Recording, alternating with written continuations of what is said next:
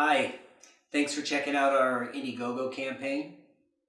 My name is Bill Brown, and I am proud to be the producer and the director of a new play by award-winning playwright Charlene Donahue called The Quadroon and the Dove. The Quadroon and the Dove is an amazing theatrical experience that explores a time and a place that few people knew existed in America. It explores big themes around issues of race and gender and power, and to what lengths we're willing to go to get what we want and to keep what we have. This campaign is to provide continuing support for development of the Quadroon and the Dove and to further its movement towards a commercial run where many more people can be exposed to this amazing piece of theater. Our story takes place in 1841 New Orleans, about 10 years after the slave insurrection of Nat Turner that rocked the world, and about 20 years before the impending explosion of the Civil War. In 1841, New Orleans was one of the most contemporary cities in the country. For more on the story itself, let's hear from Charlene. Hello, I'm Charlene Donahue, and I'm the playwright for The Quadroon and the Dove. I started this play with a question that I will ask of you.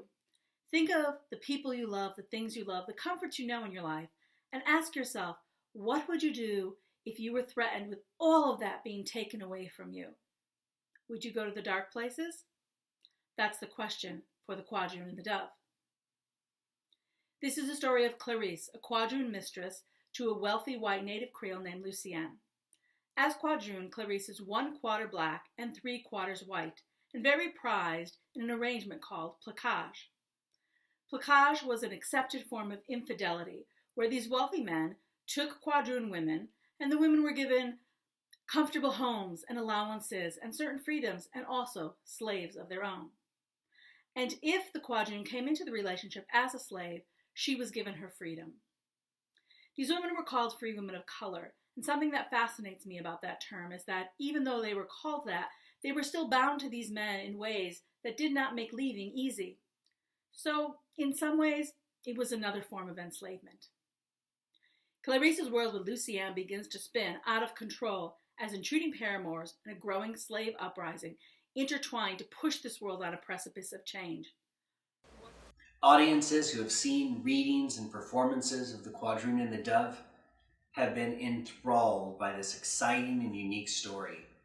Jackie Davis is an accomplished producer, director, and actor who's been involved with the production in some of its earliest development stages, and she'd like to share some of her perspective. Hi, my name is Jackie Davis, and I am supporting Charlene Donahue's play, The Quadroon and the Dove. The story is universal. It's jealousy, it's beauty, it's love, it's the search for freedom. It's wanting your independence. There are slices of American history that we don't get to see on stage.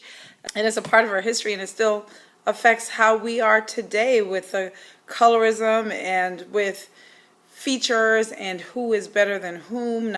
And in these stories that she's telling, the people that would have been living these lives that she's writing about happen to be people of color.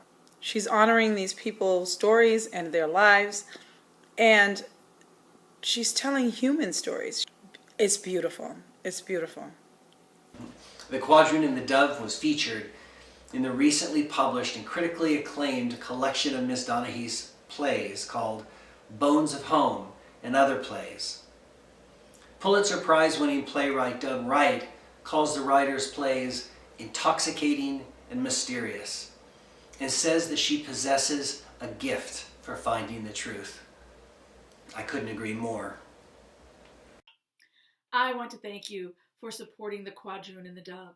This is a story unlike any that's been told on stage, with characters that are real and will make you feel and will make you shudder and will make you long and question. So thank you for supporting this important play. Your support for The Quadroon and the Dove is truly appreciated, be it with a financial pledge to this campaign or simply by sharing it with your social networks. And stay tuned because we'll be sending out more updates along the way leading up to the readings next month. And thanks again for helping to move this important project forward.